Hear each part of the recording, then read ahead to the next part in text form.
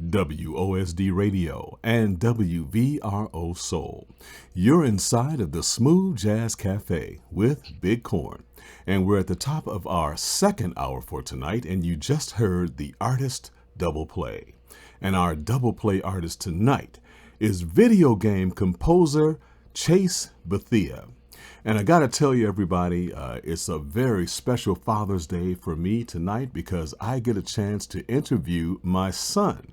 Yes, Chase is my son, everybody. So right now on the Smooth Line, it's my proud honor as a father to introduce to you my son, video game composer Chase Bethea. Chase, what's up? Hey, Dad. How you doing? Man, I am great, man. I want to say thank you for stopping by the cafe tonight, man. It is a honor and a very special Father's Day gift to me. I want to say really thank you, man. Thank you, Dad. Happy Father's Day. Everybody, Chase is a very busy guy. He's, as I said, now, wow. You know, this is going to be kind of strange, everybody. I've never interviewed my son before. So you know, I know everything about him, but I want you guys to know about him because he's a very, very talented man. So Chase, your title, official title, is video game composer. Is that right? Yes. Okay. So now what Chase does, everybody, is he writes and composes the music that goes into video games. And the tracks that I just played for you, the first one is called Meta Nuances. The second one is called Neural Network. And the third one is called Irregularity. And I know ordinarily we would play 2 tracks, but I played 3 tonight because the tracks were maybe about half as long as you would listen to a regular music track. And we'll get into that a little later, why that is. But Chase, I want to start out by telling everybody. Now, I know I remember this vividly, how your music career started. And that was back in 5th grade when you asked me to buy you a saxophone. You remember that? I do. A nice Yamaha Alto. Yeah, you started out in 5th grade on alto sax. And man, I was on him. Me and his stepmother was on him, man. I want to hear a saxophone blowing when I come in the house. And back then, he probably thought I was a tyrant. Did you think I was a tyrant back then, son? It depends on the day. But, you know, the funny thing about it is Chase found a way to combine his love for music because he really got into music, being in the band in school, and ended up being first chair saxophone in his band. And he found a way to combine his love for music with his love for video games. And I remember, you know, Chase, I know you remember this, me and your stepmom getting on you all the time. Get off that damn video game. Yeah, I used to ask y'all to play the game all the time. Yeah. And the thing is, you know, everybody, I was the one who, well, I don't know if Chase really, did you really know how big the video game industry was like back then, or you just knew you loved playing video games? I just knew I loved playing video games. Yeah. You know, because I was, you know, to me, video games was, you know, it was BS. It was a kid's toy. You know, it was okay, but it was a kid's toy. I never really thought about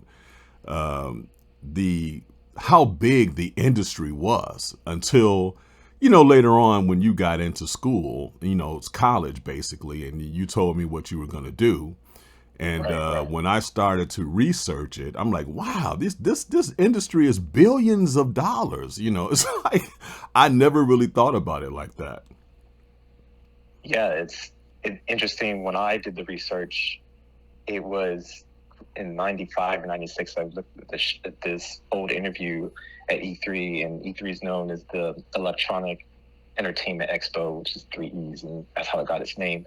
And they were saying that they projected to be about like 4 to 5 million or something like that back and then at that time. And now the industry is over 60 billion Wow. worldwide. Wow. Yeah. And so it I've said on the show before, Chase, when I mentioned you, that you left home to go to school in California and you never came back. That is the story. But the thing was, it's funny that we got on you about the video games back then, and because we didn't know, and now that we do know and have more info on it, it's like if I knew then what I know now, I would have been encouraging you more. To not only definitely love that encouragement too. To not only play your sax, but I mean to get more involved in the video games had I known back then what I know now. And the thing is, everybody, Chase found a way to combine his music, his love for music, with his love for video games. And now that's what he does for a living. It's really funny when you think about it. I just want to touch on that briefly though, and there's some memories that I'm not sure if you remember, Dad, but you did encourage me in a specific way that you may not have known, and I don't think we've even talked about this before, so this is going to be exclusive. You bought me a Game Boy Pocket. Okay. I had that. You bought me my first Sega Genesis. I remember you came home with it, 26 games loaded. Now, and you asked me even to help you pick games for your PlayStation. Yeah. You asked me, was like, is it going to be Resident Evil or is it going to be Tomb Raider 1996? And we chose Tomb Raider, even though you had Resident Evil. I think you borrowed it from and man, we used to have some bouts. It was funny because Chase would beat me in Tomb Raider all the time. Everybody. No, Tekken too. Tekken, right? The karate game. Is that the karate game?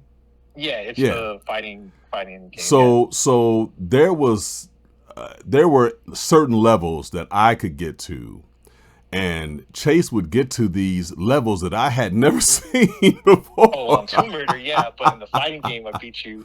In Tomb Raider, yeah, I get to different levels, and then you were thinking, oh, how did you get there? Yeah, and remember the Tiger Woods game? So everybody, if you listen to this show, I'm a golfer, right? So I'm thinking I'm going to kill this kid in this game, right? Because he knew nothing about golf. He didn't play golf. He knew nothing about golf. But his skill on video games was so good that, he could hang with me on golf. And he didn't know nothing about golf, Yeah, virtually. And outside of the game, I'm not going to be doing so well. Oh wow! Let's tell the folks a little bit about your education, Chase. Yeah. So when you left Chicago, like I said, you left home and went to California to go to school, and you never came home. So your first school in California was you went to the Los Angeles Recording School. Right. And you graduated with honors as an audio engineer. Yeah. And then from there, you went to Moore Park College, and you studied there for a little while, and you end up transferring to CSUN, which is California State University at Northridge. Yes. And you got your bachelor's in music media composition with honors, I might add. And that was a very proud dad day for me, too. My wife and I, everybody, flew out to California for Chase's graduation, and I was able to witness him walk across the stage and get his degree. That was a very proud dad moment for me as well. Thank you for supporting me in that monumental part of history. Yeah, that was definitely some history, Okay, Chase, now let's talk a little bit about this project. We've been talking about it, but this particular project, I've heard all of your projects that you've done, but this particular project is kind of apropos to play on the show tonight because these tracks on this project are kind of jazzy, really.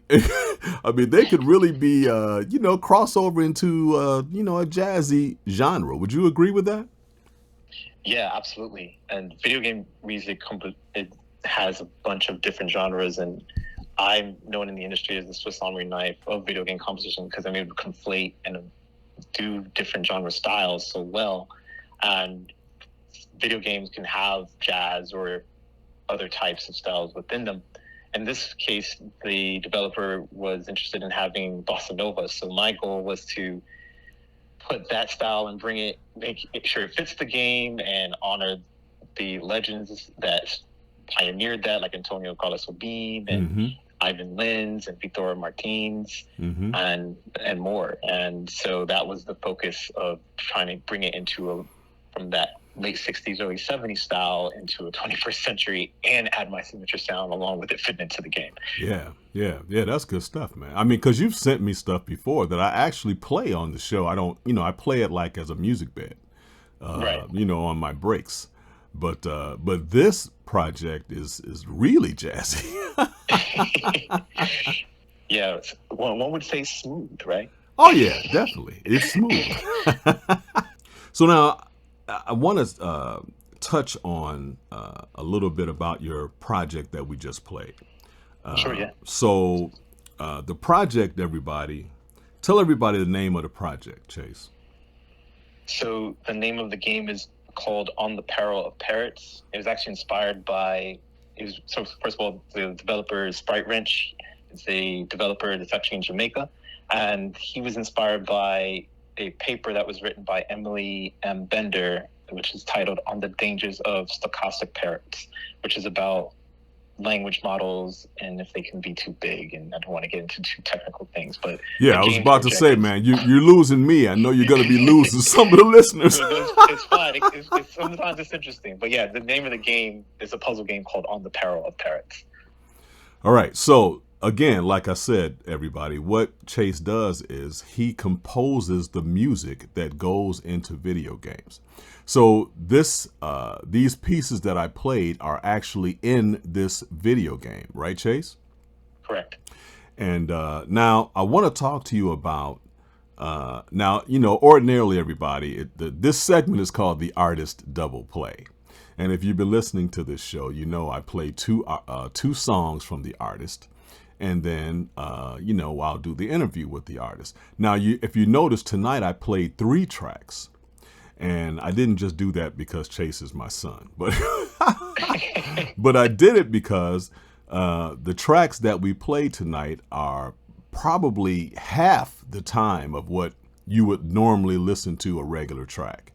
They're all about 2 minutes 30 something seconds, 2 minutes 40 seconds, all 3 of them. So Chase, I want you to explain to the listeners why the tracks were that short. Sure. So it depends on what the developer approaches me with the references or the idea of durations for what the mechanics or the environment or the level design is within the game. And so since this is a puzzle game and you're having to solve puzzles based off of different mechanics, they felt that about 2 minutes or 30 something seconds would be sufficient enough to be long enough to keep the player interested and it not be monotonous in that fashion. So that's typically the choice that was made for why the length and duration that is for when you're playing it. So now, is this a game that people can buy in stores or is just online? How is this game played? So the game is actually all digital right now, so they can go to, if they are familiar with Steam, if they have a PC, they can purchase the game on Steam and the soundtrack too. And it's also going to be coming to consoles at some point, maybe this year, maybe next year. That's good stuff. So now, I know you have a very extensive studio there in your apartment. I've seen it. Yeah. So you've sent me videos of you banging on certain things to get certain sounds. Tell the folks how you get inspiration. Like when you get a job, because all your jobs are contracted. And so when you get a job, when you get a contract to do something, to do a game, uh, what is your process? I mean, you get the idea of what the developer wants, and then I mean, I remember you going out on the highway and recording stuff. I remember you banging on pots. I mean, you've done all kind of different things to get sounds, Yeah. sounds of doors slamming and all this kind of stuff. How do you get your inspiration to do that stuff? It really just comes down to remembering what those. I usually try to bring some sonic identity to the project, and so when I get the project it pitched to me, it's usually in what's called a prototype or a vertical slice, and I'm able to play some part of what the game is like. It's a build, and it's not finished. Obviously, it's got just an idea of working mechanics that can go along with it. And so from there, I think about the sounds from Sega Genesis or Sony PlayStation or Super Nintendo, and they all have a sonic identity based on the limitations that that had. And so what I'm thinking is, what am I going to bring to this game that if you were out of the room, if you heard it, you would know it's on the Peril Parrots. I instantly know because this instrumentation, it sounds like this, it has these type of textures.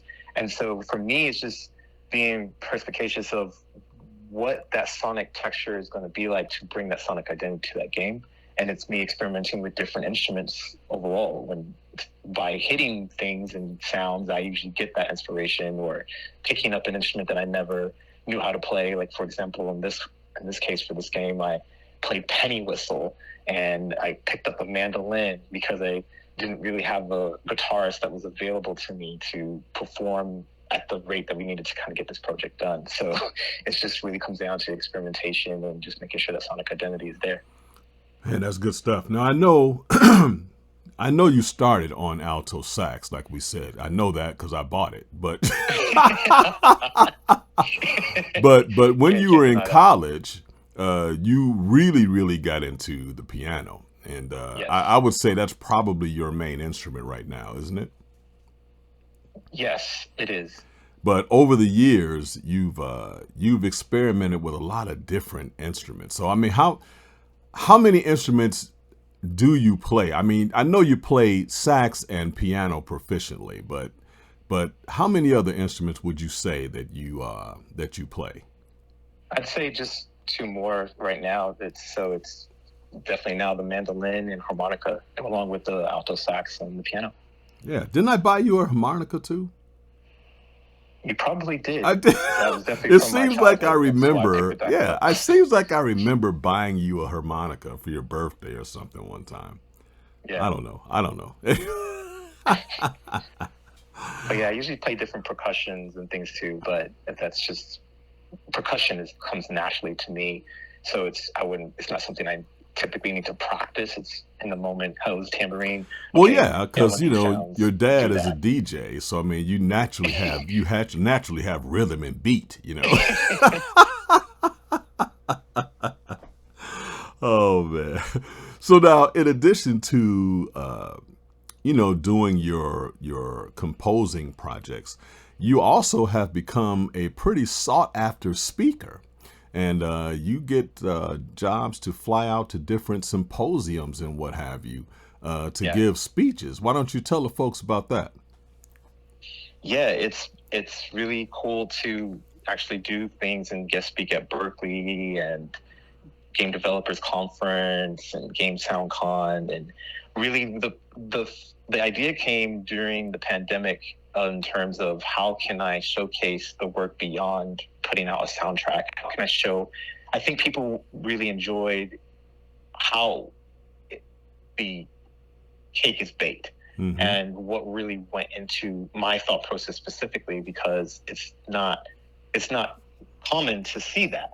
Right. And so I would typically stream this on my Twitch channel, Right. but then I started to be making presentations and doing so well that people really enjoy it, and I'm just getting more opportunities to speak about those things and speak about my background and how I got started and my visionary focus for why I believe game music can be and what it should be, because that's how I'm writing it. Because I don't sound like any video game composer in the entire industry.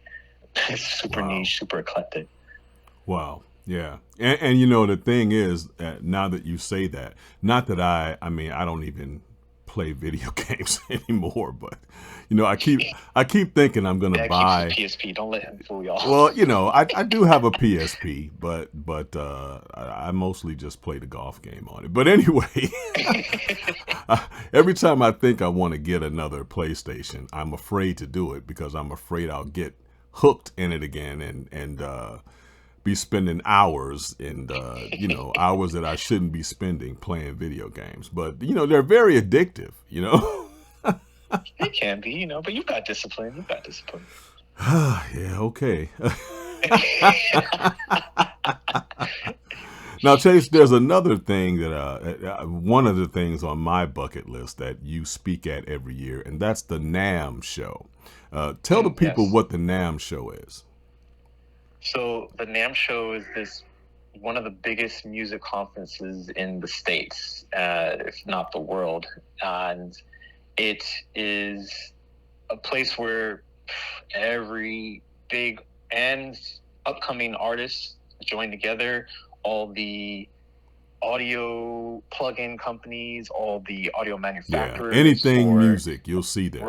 Music, yeah. It's just everyone's there from Yeah, Yamaha tell them to what the NAMM instruments. stands for.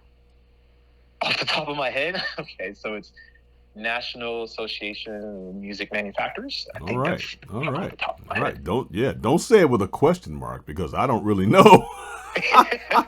You asked me, and I'm thinking, you know, many little acronyms I gotta remember. Oh yeah, but that's on my bucket list, son. One year we're gonna do that together. I just got to make it work on my schedule. But one year I'm gonna fly out and we're gonna do that together. That's on my bucket list.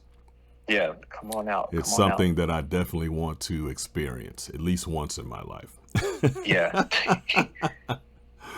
Oh wow. Dang it. It's a National Association of Music Merchants show. Okay, That's got it. All right, got it. All right. Close.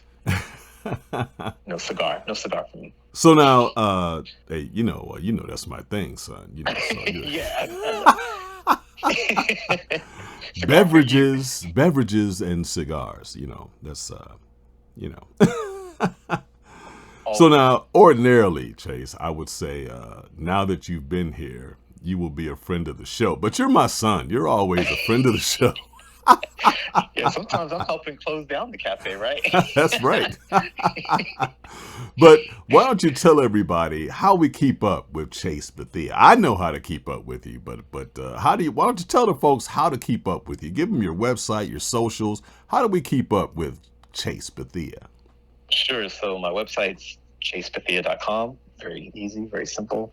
And so is my Twitter at Chase Bethea. And if you're, professional and you want to link up in some kind of way, go on LinkedIn. You can find me, Chase Bethea, on LinkedIn. And my YouTube channel as well, whereas then I do more deep dives, especially be doing something about On the Power of Parrots in terms of how I did the chord voicings for the piano and some other sound track fun facts. So youtube.com/Chase Bethea. Very on brand, very simple. All right. And everybody that, I never say my last name here on the show, but Bethea is spelled Bethea. All right. Because all you hear is big corn, but well, everybody, again, I'm so proud of this young man. And Chase, keep doing what you're doing. And you're going to be rich one day. Don't forget your old man. I won't forget, Dad. Happy Father's Day. I love you very much. I love you back, son. Everybody, this is video game composer Chase Bethea. Chase, thanks again for honoring me and coming on the show tonight. I really appreciate it. Thank you too, Dad. It's a big honor to be on. All right. You take care. You too. All right. Bye-bye. Bye.